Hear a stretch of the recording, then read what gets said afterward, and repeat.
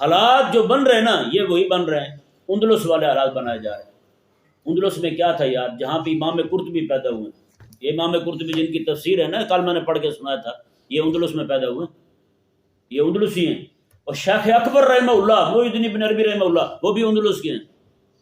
اتنے بڑے علماء ہمارے بڑے بڑے بزرگ گزرے ہیں وہاں پہ اندلس کے، کئی سو سال تک وہاں پہ نماز پڑھنے والا بندہ ہی نہیں تھا، عیسائی بنا دیے گئے سب کو، مسجدیں گرا دی گئی وہاں پہ۔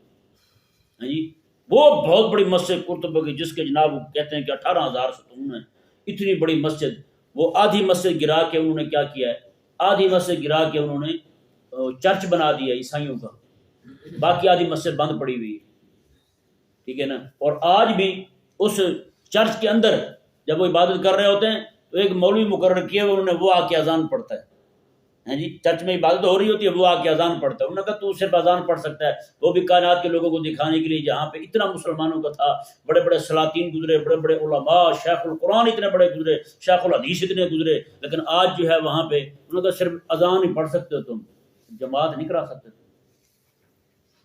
یہ اندلس والا حالات بنائے جا رہے ہیں۔ جب جب جہاں جہاں بھی مدارس کو ختم کیا گیا ہے وہاں سے دین بھی رخصت ہو گیا ہے، مسلمان بھی رخصت ہو گئے۔